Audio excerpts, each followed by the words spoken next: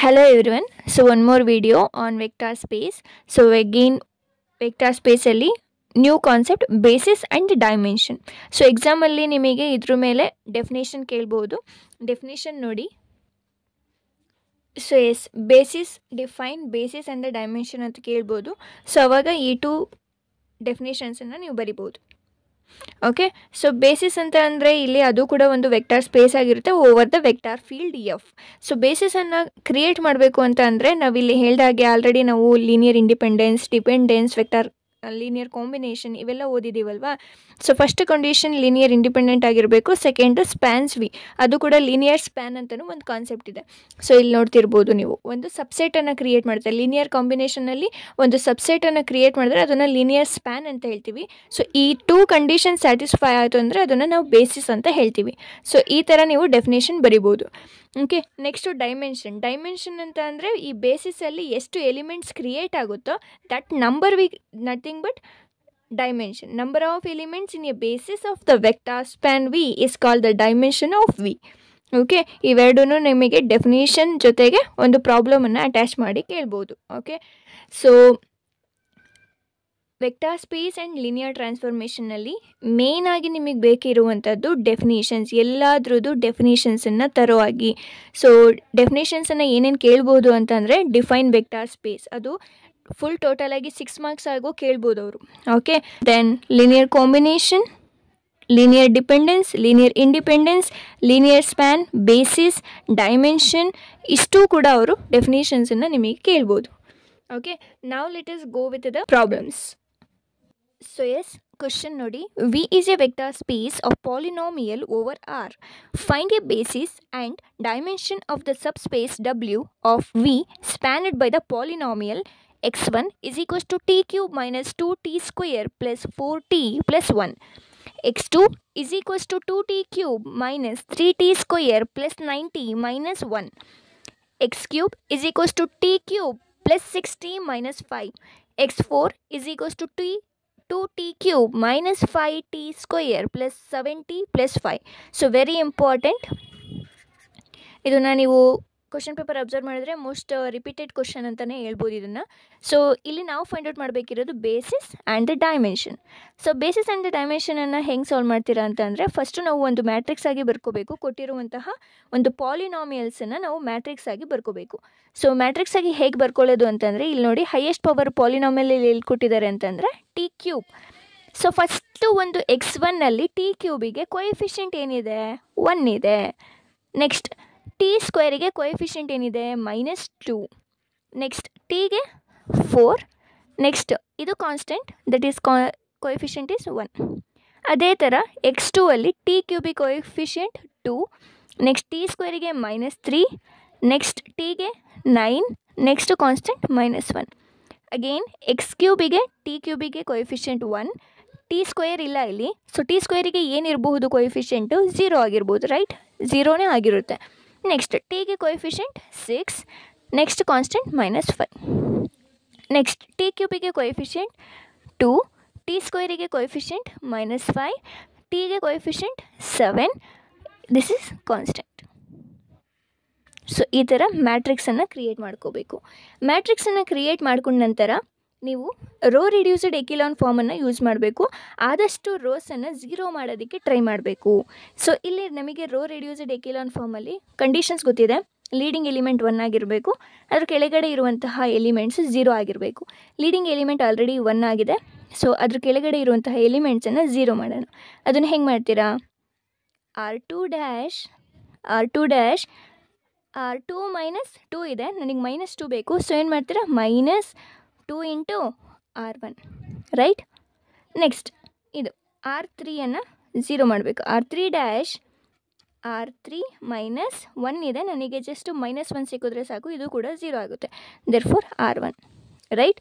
Next again R4 -2 into R1, right? So ಈಗ ಹೊಸ matrix ಏನಂತ ಕ್ರಿಯೇಟ್ ಆಗುತ್ತೆ, A is equals to, first row ನಾವೇನು ಚೇಂಜ್ ಮಾಡ್ತಾ ಇಲ್ಲ, ದೇರ್ಫೋರ್ ಅದು ಹಾಗೆ ಇರುತ್ತೆ. 1 -2 4 1. ನೆಕ್ಸ್ಟ್ R2 ಡ್ಯಾಶ್ ಅಂತ ಅಂದರೆ R2ನ ನಾವು ಚೇಂಜ್ ಮಾಡ್ತಾ ಇದ್ದೀವಿ. ಹೇಗೆ ಚೇಂಜ್ ಮಾಡ್ತಿದ್ದೀವಿ ಅಂತಂದರೆ R2 minus 2 into R1. So R2 ಅಂತಂದರೆ 2 ಮೈನಸ್ 2 ಇಂಟು R1 ಅಂತಂದರೆ 2 into 1 2. Therefore 2 minus 2 0. Again the second term R2 ಅಂತಂದರೆ ಮೈನಸ್ 3 ಮೈನಸ್ ಇಲ್ಲೂ ಕೂಡ ಮೈನಸ್ ಇದೆ, ದೇರ್ಫೋರ್ ಪ್ಲಸ್ ಆಗುತ್ತೆ. ನೆಕ್ಸ್ಟ್ 2 ಇಂಟು 2 4 ಆಗುತ್ತೆ, ಮೈನಸ್ 3 ಪ್ಲಸ್ 4 ಆಗುತ್ತೆ, ದೇರ್ಫೋರ್ 1. ಕರೆಕ್ಟ್ ಅಲ್ವಾ? ನೆಕ್ಸ್ಟ್ 9 R2 ಅಂತಂದರೆ 9 ಮೈನಸ್ 2 ಇಂಟು R1 ಅಂತ ಅಂದರೆ 4. 2 4 8. 9 minus 8 that is 1. Next so next minus 1 R2 ಅಂತಂದರೆ ಮೈನಸ್ 1 ಮೈನಸ್ 2 ಇಂಟು R1 ಅಂತಂದರೆ 2. Therefore minus 1 minus 2 minus 3. Correct ಅಲ್ವಾ? ಎಸ್. ಸೊ ನೆಕ್ಸ್ಟ್ ಇದು ಕಂಪ್ಲೀಟ್ ಆಯಿತು. ನೆಕ್ಸ್ಟ್ R3ನೂ ಕೂಡ ನಾವು ಚೇಂಜ್ ಮಾಡ್ತಾ ಇದ್ದೀವಿ. R3 minus R1. R3 minus R1 1 minus 1 0. Again R3 minus R1 0 minus into minus plus ಆಗುತ್ತೆ, ಅವಾಗೇನಾಗುತ್ತೆ 0 plus 2 that is 2. 6 minus 4 that is 2. Minus 5 minus 1 that is minus 6. Right? Next again ಈಗ R4 ಇದು ಕೂಡ complete ಆಯಿತು. R4 minus 2 into R1.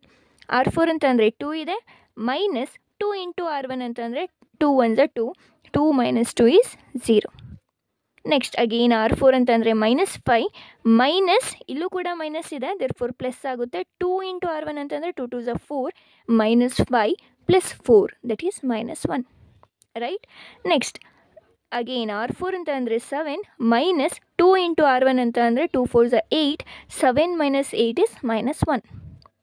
Next R4 is 5 minus 2 into R1. 2 into R1 ಅಂದರೆ 2. 2 ಅಂದರೆ 2 ಆಗುತ್ತೆ. 5 minus 2 is 3. Okay. So row reduced echelon form ಪ್ರಕಾರ first element 0 ಆಗಿರಬೇಕು, ಅದರ ಕೆಳಗಡೆ ಇರುವಂತಹ ಎಲಿಮೆಂಟ್ 0 ಆಗಿರಬೇಕು. ಫಸ್ಟ್ ಎಲಿಮೆಂಟ್ 1 ಆಗಿರಬೇಕು, ಅದರ ಕೆಳಗಡೆ ಇರುವಂತಹ ಎಲಿಮೆಂಟ್ 0 ಆಗಿರಬೇಕು. Okay.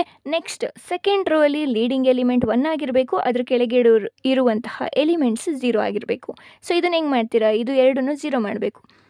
So R3 dash R3 minus 2 ಇದೆ, ನನಗೆ ಮೈನಸ್ 2 ಬೇಕು, ಅವಾಗೇನು ಮಾಡ್ತೀರಾ? R2ಗೆ 2 ಮಲ್ಟಿಪ್ಲಿಕೇಶನ್ 2R2.